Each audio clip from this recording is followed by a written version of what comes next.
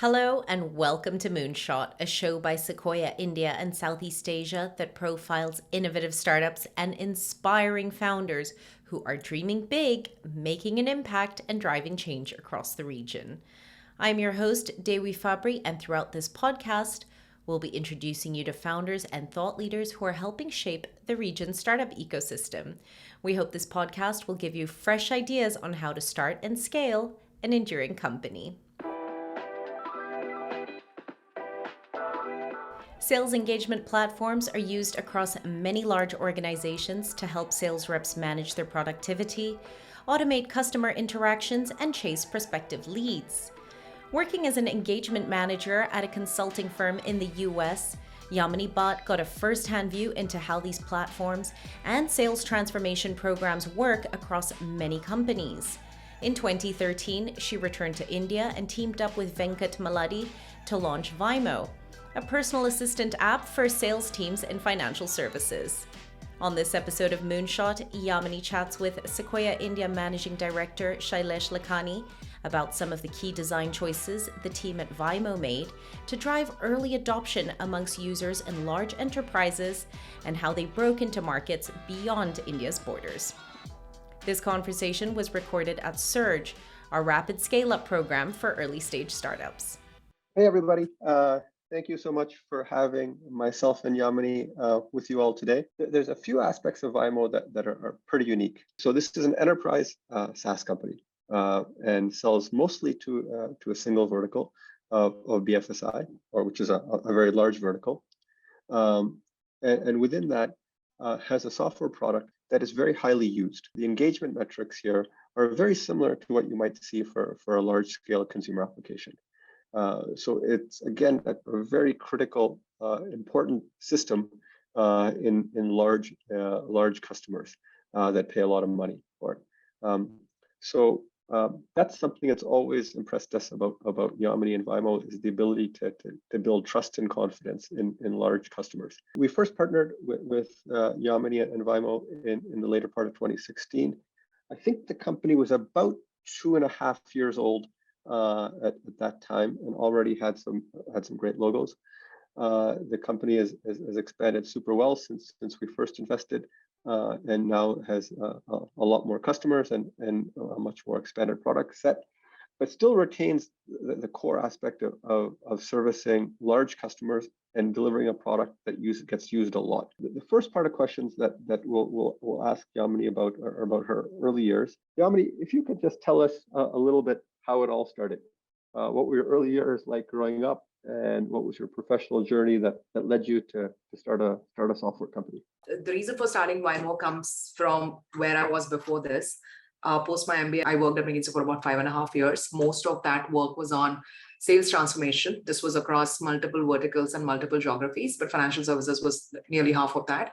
I'd done sales transformation programs for large enterprises in telco, technology, brokerage, banking, insurance, healthcare, etc. Folks bought in McKinsey after investing millions of dollars, upgrading their CRMs and any other sales tech that was available, and then pulled in McKinsey to look at the data and give guidance on how to drive productivity across large orgs, right? And these orgs had more than 5,000 sellers. And obviously, our first step was to try and understand what data was telling us. And it was shocking to know that there was very, very limited information on what salespeople were actually doing to be able to meet or not meet their results.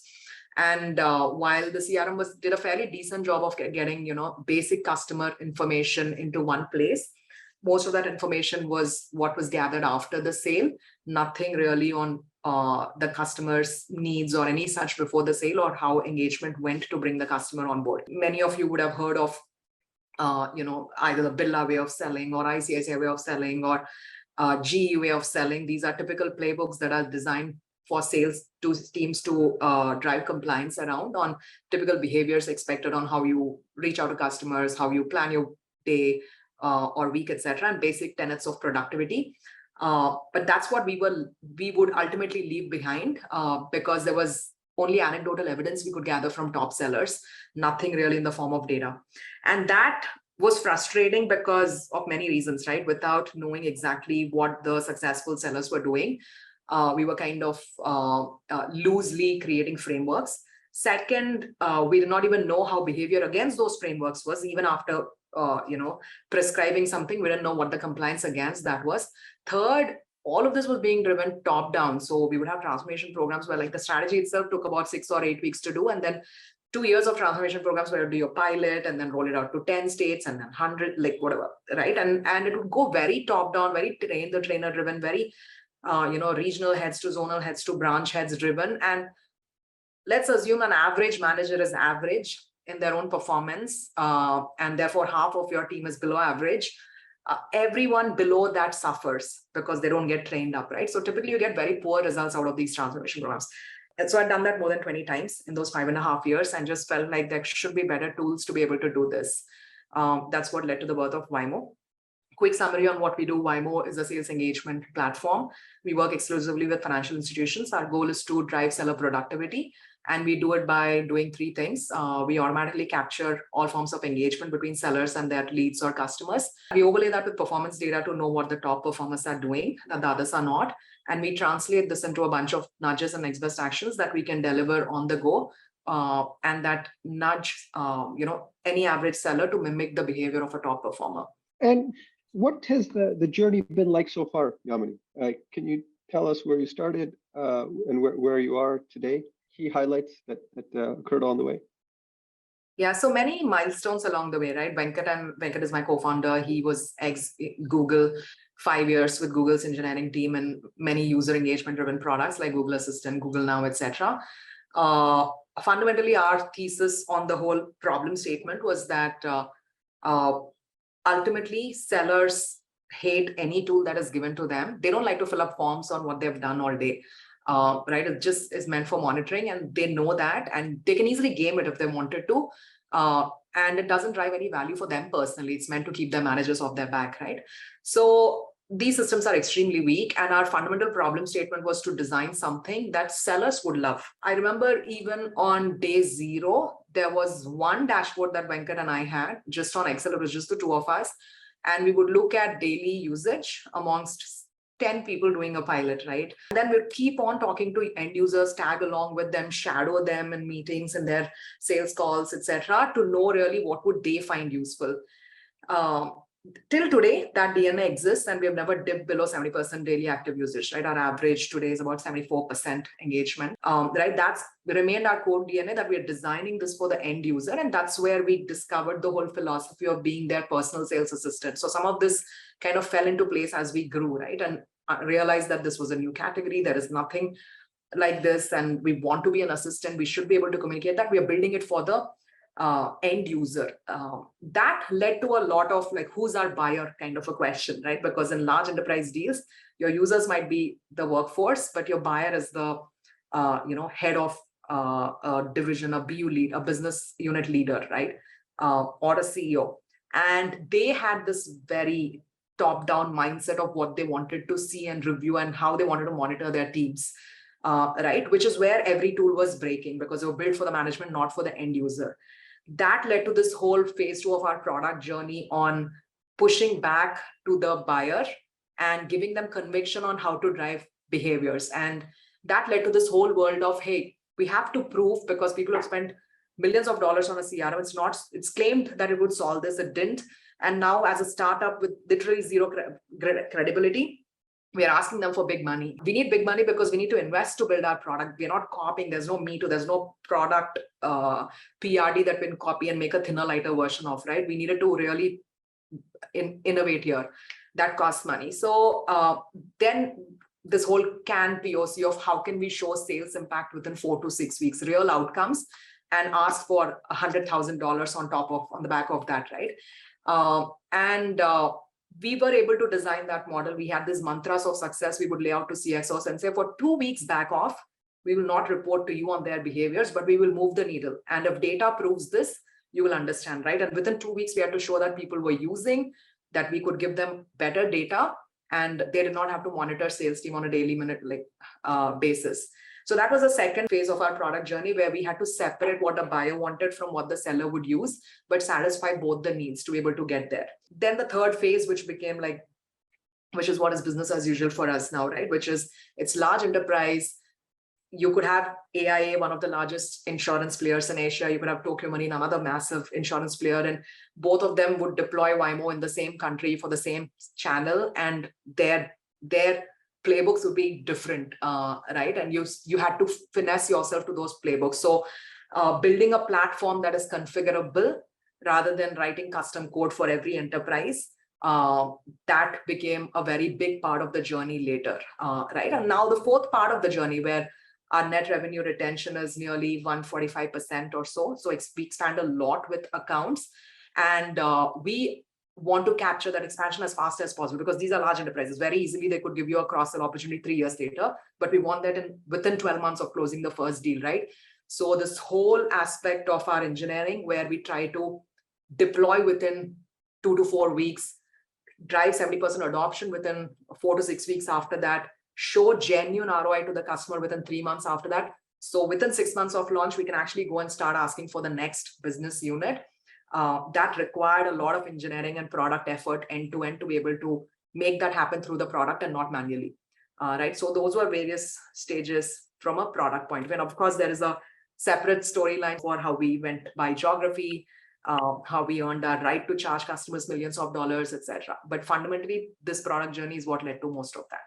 I think the two key points that have always been like way super impressive about your guys' journey has been the revenue retention and the usage.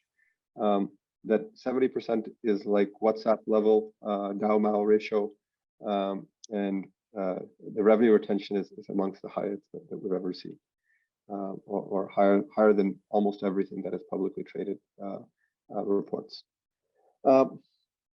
One of the things I always remember from our early meeting was how you used to get into enterprises, and that's what I want to jump into next.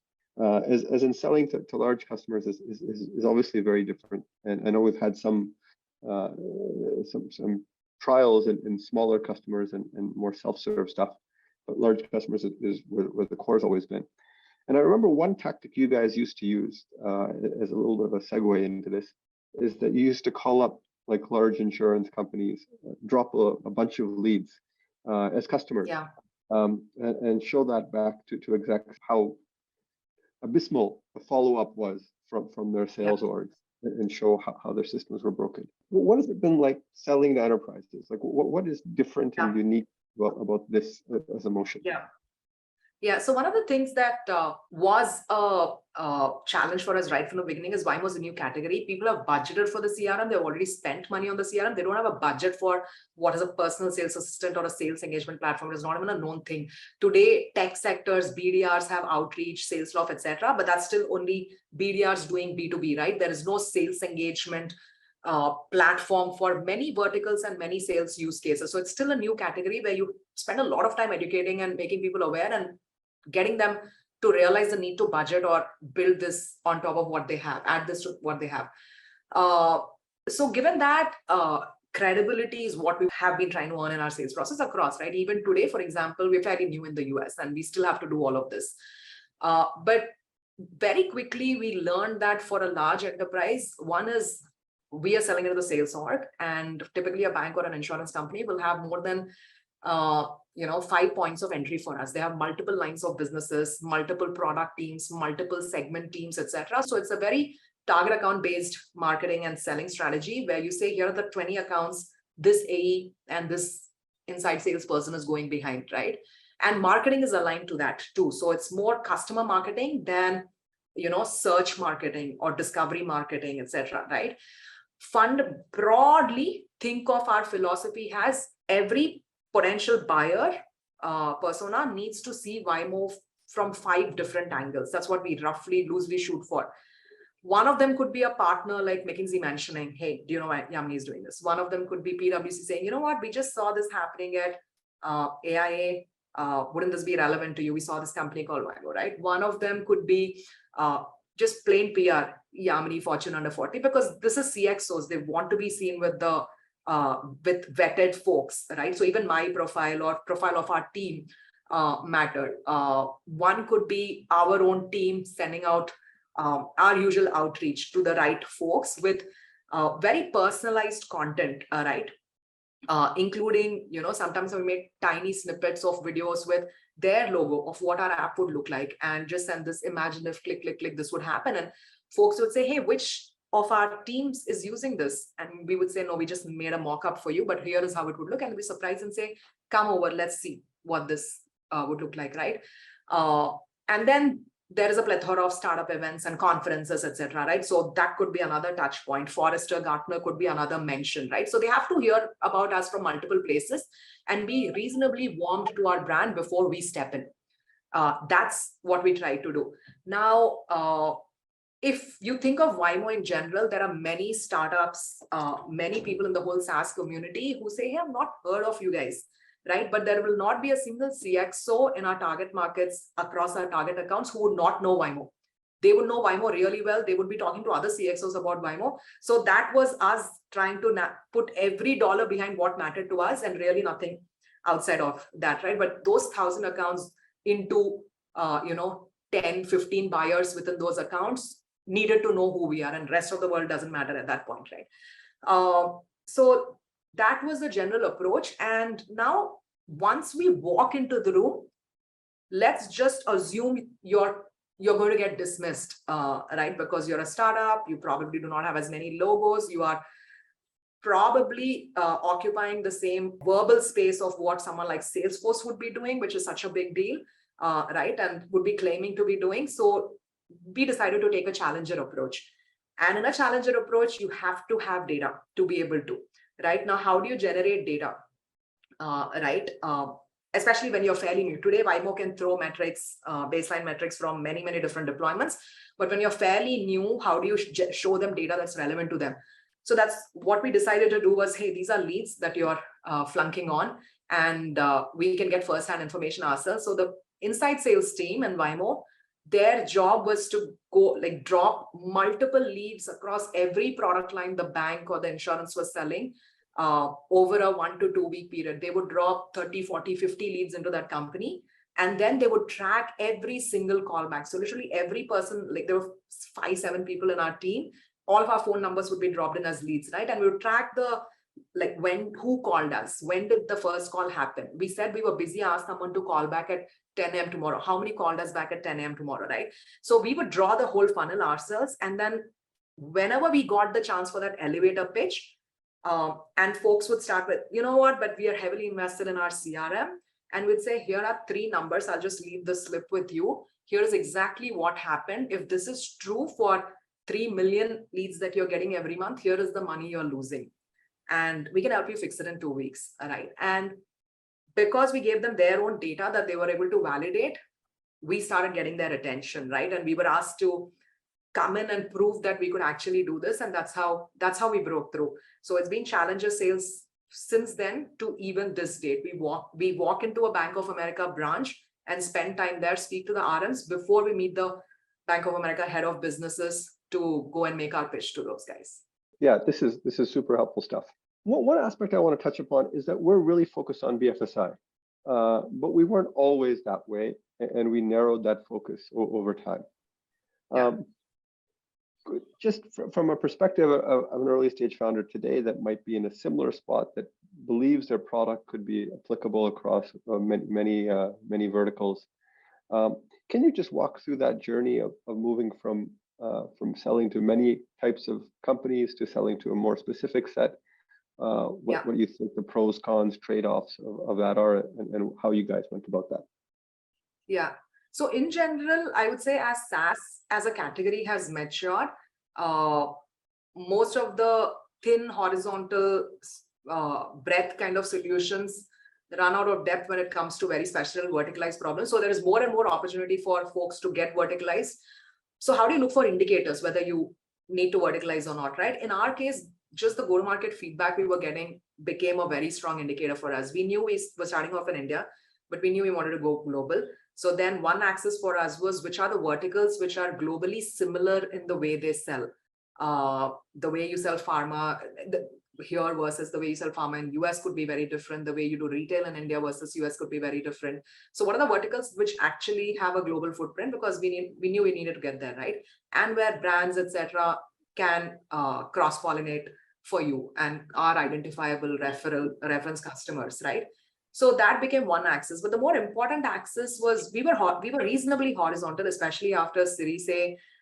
There was so much inbound. We got our Series A was Sequoia, and then we got so much inbound from so many funded startups, etc., that it seemed like a very attractive thing to be horizontal and just get to the quick mid-market deals and footprint, right? And then we realized that we were really helping a lot of the requirements that came from many of the sectors or mid-market companies were very lowest common denominator kind of stuff, right? That again would crowd with the whole CRM offering, the dollar would be competing on dollars, etc. We were genuinely able to drive sales outcomes, and it didn't matter what CRM they were using. But we realized that the larger the enterprise, the more closer to market leadership they are, and the more pressure they had on their own sales, and the more undifferentiated their product was, right? The tougher it was for them to drive sales productivity. The larger teams they needed to build that kind of a distribution and sales muscle, and they had to differentiate on execution because product itself is commoditized. Like, tell me honestly, what's the difference between a loan from one bank versus another, right? So it's definitely distribution muscle. And what that led to was folks were really hungry for anything that would give them a sales edge, right? Or an edge in the customer interaction. Financial services being such an underserved market, even the B2C penetration of that segment in many financial products is so low today.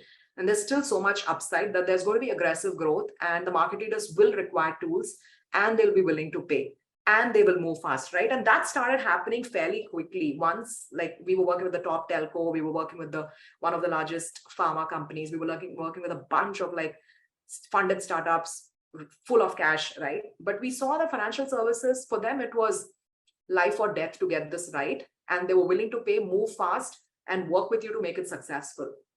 And suddenly that pipeline started, like suddenly the number one bank, then the number two bank, then the number one insurer, then the number two insurer. We were competing with some of the biggest names and in the world, and we would win those deals. And at a like 100K, 200K ticket sizes, right? So that was a very clear signal to us that we can, we should probably just invest ourselves into this vertical. And that's what led to that verticalization of how we think about this space.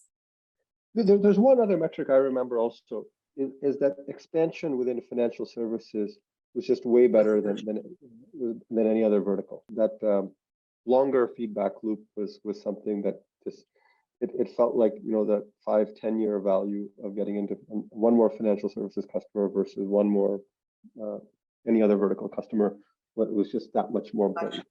I want to switch gears just a little bit to product, and how you got to building an enterprise-ready product, and what some of the key aspects that you guys had to do that was a little bit different than the self-serve stuff that you guys had also tried at certain points. The really important points for younger companies to keep track of. So there are two aspects to Vymo, right? One is that we serve some of the largest enterprises. So the average contract value for Vymo today is about $450,000 USD.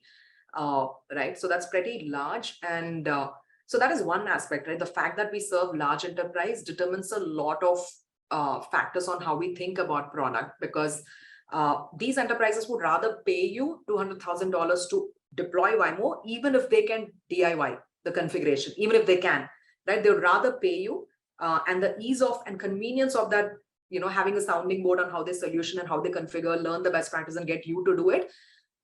We have a DIY interface, and we invested 2 years to clear that tech debt and build it, but realize it's actually for our team to deploy faster. Clients would not go and change a name of a field by themselves. We still have a DIY interface, but it's for internal, right? And it keeps us honest, because we build every part of the product that we build. We make sure that it can be configurable, because two banks selling to the same customer still do not behave the same way in their whole sales process, right? So it had to be heavily configurable and across a very wide kind of variation. So we think of ourselves as a platform which has use cases that can be built, right? So 70% of that, what we have is the platform and engineering. 25% or so is use cases that we purpose build, which is journeys that we purpose build for wealth management selling versus bank assurance selling versus agency-led selling, etc. And there is a 5-10% in the end that you change in that customer's context, right? In one customer, you integrate with a like a customized version of Salesforce. In another customer, you're integrating it with probably a core banking system to feed some data. And so that is what is custom. But being able to think of it this level meant a lot, like practically everything on the app or the solution has to be configurable, right? You should be able to change the color, you should be able to change the logos, you should be able to insert their product. So that is one major aspect. The second aspect is that we are creating a category. So we could not fall into a trap where we were asked to compare ourselves on a feature level with anyone else. So the second part of how did we build the DNA to be truly innovative and be vision-led in how we are building the product, right? Within Vymo, there is this saying that, care more about your customer than your competition. Everyone, product engineering, interfaces with the customer, sits on support calls on a rotation basis, has to take production support calls, even if it's an engineering manager, during specific periods, and be able to really know who their end user and their buyer and the manager of the users, etc. are, what are their personas and what do they care about answering most, right? There's no investment case by any of our teams that is made saying, hey, you know what, Salesforce did this, maybe we should, right? Or someone else is doing outreach, did this, maybe we should. It has to be backed by, I've looked at our amplitude data. Here is where we are dropping off on engagement funnel. Here is a feature that is not discovered. Hey, here is where people are taking 45 seconds to do something, which should actually be 2 clicks. It has to come from there. Or I tagged along with the sellers in the market. Here are 3 things that they're struggling with. We should be able to personalize this capability, right? Like it should come from an insight after interacting with your users, or it should come from data. It cannot come from someone else has this feature, let's do it. Excellent.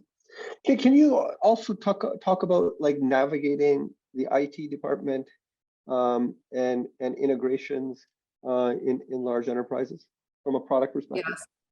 Yeah, so very funny stories there, right? There are many departments that we realized exist in large enterprise and we were blissfully unaware of them in some of our early discussions. It's a new category. Again, there is no budget and we need to close the deal this year. So by default, it means we need to find the business user with the biggest amount of pain and dollars at stake and convince them to fight the battle for us internally and create the budget for this, right? Or repurpose something like their headcount budget towards technology, etc.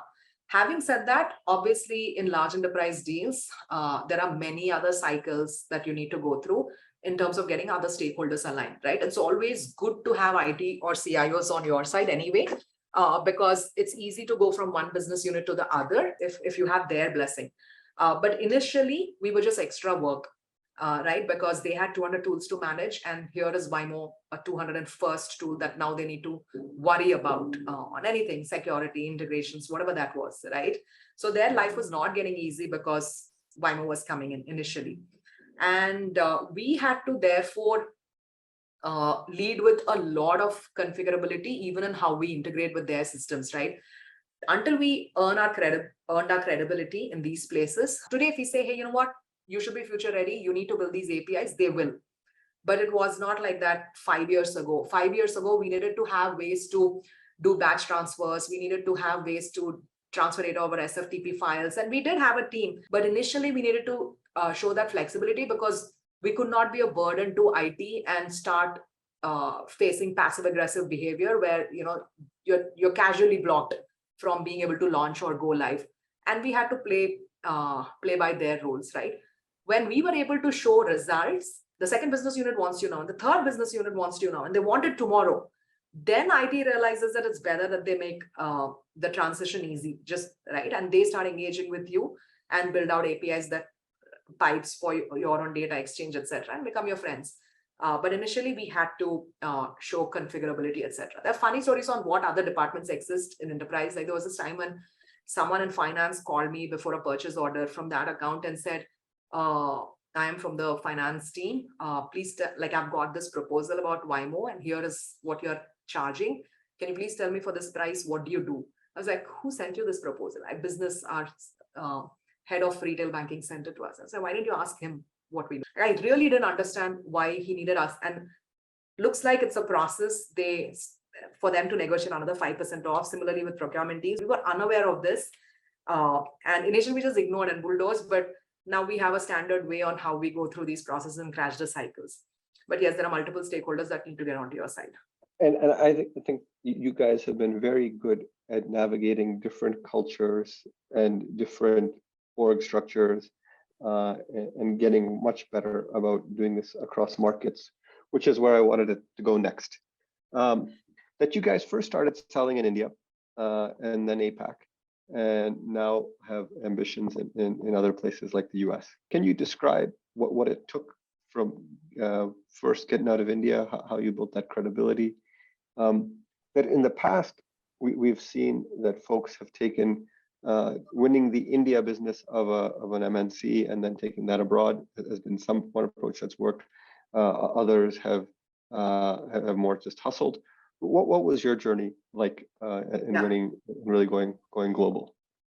Yeah, so for us, the initial logos were definitely either Indian clients introducing us outside, or CIOs or CEOs knowing each other across these organizations and being a referral to us. That's how the first 4 or 5 logos outside of India would have been.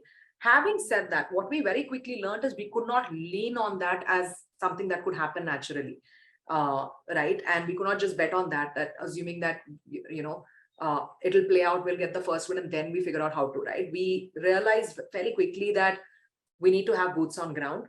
This is large enterprise, this financial services, very simple things. You need to pass through information security and compliance checklists, which have very basic stuff like how old is this startup and do they even have a team on ground and is this credible? What if they shut down tomorrow? Vymo is mission critical for customers, and we are at the tip of the funnel, right? Many of our customers actually onboard their customers through our journeys. And if Vymo goes down for 5 minutes, you've lost millions of dollars of business, or you've just been a pain to your customers and your partners, right? So we are business critical and mission critical, and we can't go down for 5 minutes or like 5 seconds. Therefore, there is a lot of scrutiny on who we are. And so that is one angle, right? Just the vertical we serve and what they serve on made it baseline for us to have credibility locally, which many times meant local team, local office, an address that they could, know where to go and grab you at if need be. Second is, we could make the sale remotely. Many times we actually made the sale remotely, but we realized that, in Indonesia, for example, or in Thailand, or in Vietnam, or in Japan, right? To be able to deploy, we needed to work with now not CXOs who are fairly comfortable with English, but with project managers who were very broken on their English. And there was a lot lost in translation. And we couldn't really push them on doing things the right way, the way we could do when English was the standard language of communication at that level, right? That was another angle, which meant that initially, even with their first launch, you needed boots on ground to make sure that there was no loss in translation on how you launch Vymo. We learned some hard lessons there. Today, we have this structure where if we are serious about getting into a market, then it's a pod of 3, ideally 2 such pods, like a sales, an inside sales, and a pre-sales or solutioning person, almost like a customer success person. That's the team that goes in initially.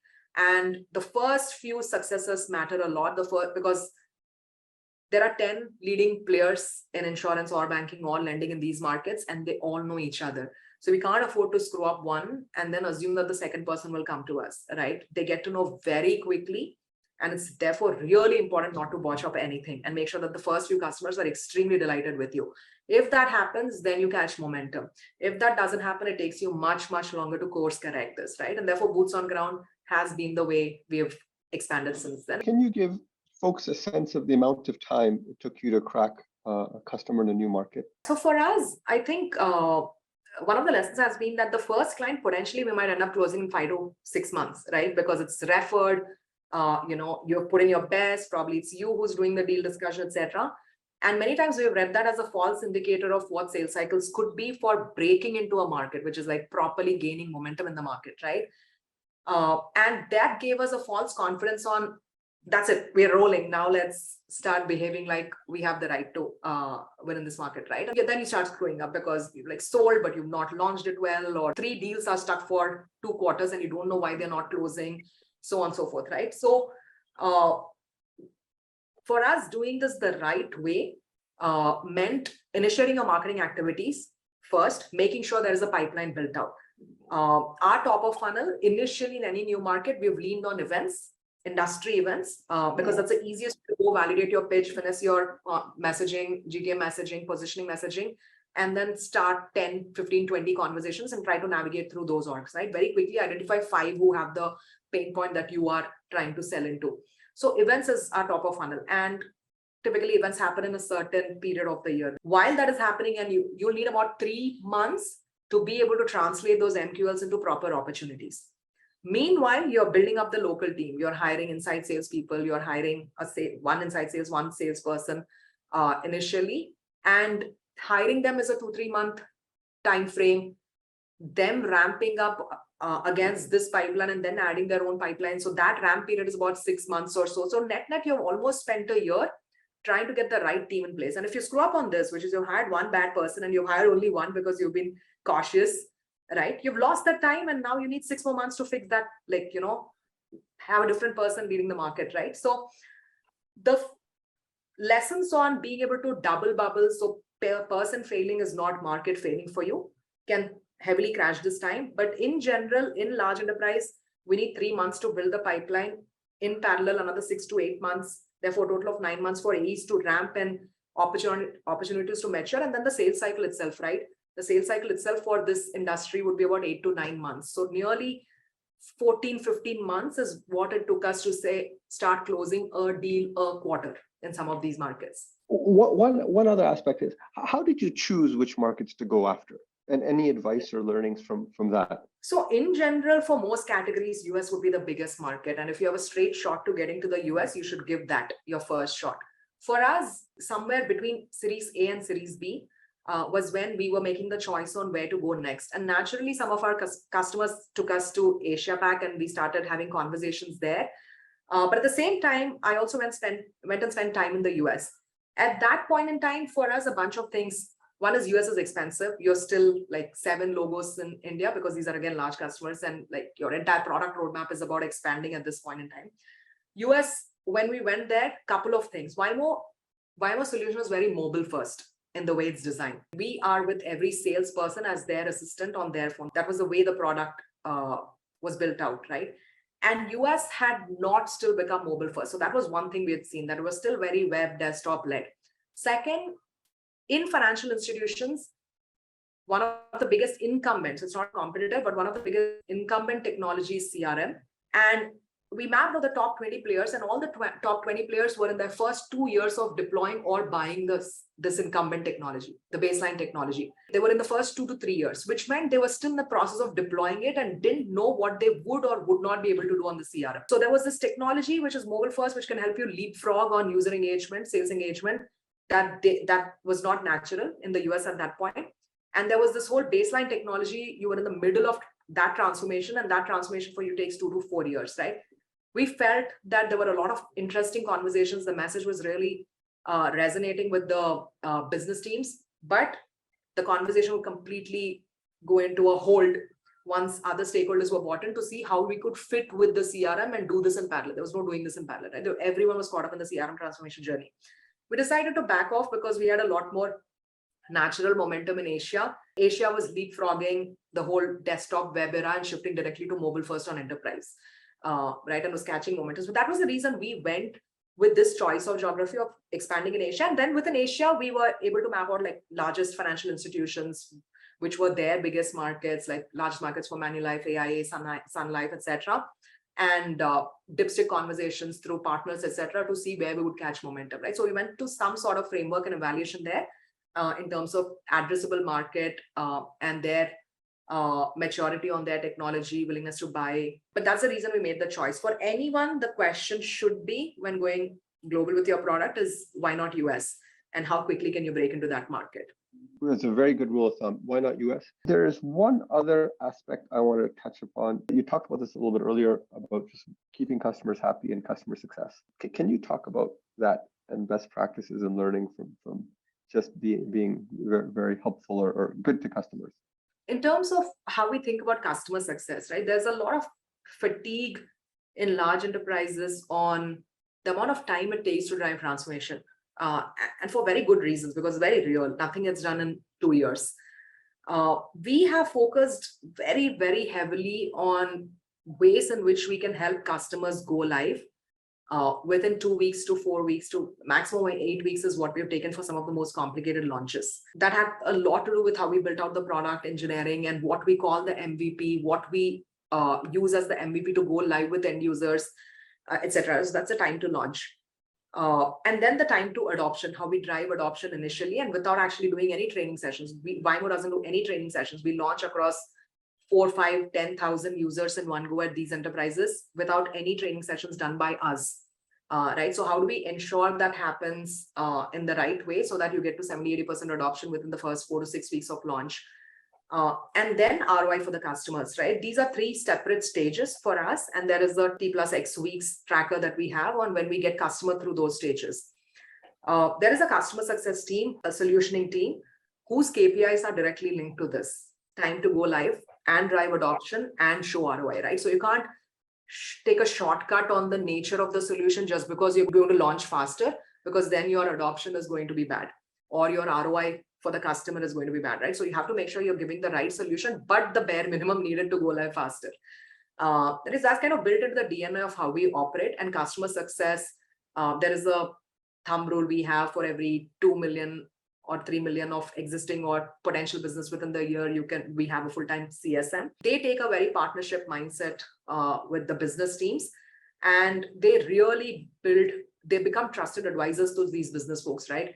Their job is to look at data, identify what are the choke points, and brainstorm this with the business leaders at the client side and behave like their team members, more like our team members, right? But constantly keep surfacing information.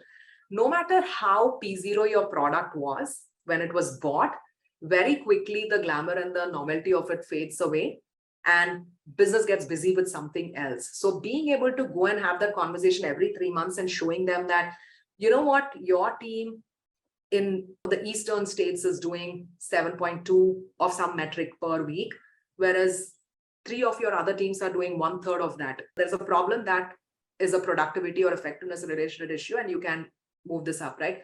Just being able to give them insights when they're not actively looking for them and being able to work with them to solve this on a quarter-on-quarter basis is a huge value add. And mostly your product is doing that anyway if you've built it right. It's just that no one knows it. So magic, when it doesn't happen in front of someone, it's not magic anymore, right? So your product might be doing it, but being able to surface that your product is doing and there's genuine ROI tied to this, and being able to understand where the CXO's mind is this year, what are their biggest problems that they're trying to solve, and being able to articulate what you have done in that context is very, very essential. And that's the role of the CSM. There is another learning that we have had over this time, right? 90% of CSAT is on how smoothly you deliver and maintain your product. All of this on being able to drive insight comes later, but 90% of CSAT comes in how smoothly you deliver and launch your product, right? Because they're used to so much pain in being able to go live with a core banking system or a CRM or getting anything done with their IT teams, that if you are able to very smoothly get their vision, translate that into a configuration and get them to see the product 3 weeks later with their end users, it's akin to magic in these enterprises. And they really treat you as a thought partner. So these are the factors. Engineer customer success into your product. That's part 1. And make sure that what your project magically does is not left uncommunicated, undercommunicated with the right stakeholders, right? These are 2 aspects. Thank you, Yamini. This was great. Really appreciate you telling so many insights, so many practical lessons on what to do as you went through your journey. You've been listening to co-founder and CEO of Vymo, Yamini Bhat, in conversation with Shailesh Lakhani, Managing Director here at Sequoia, India. I'm Dewi Fabri, and for more interesting startup stories, visit our website, sequoiacap.com, or follow us on your favorite podcast platform.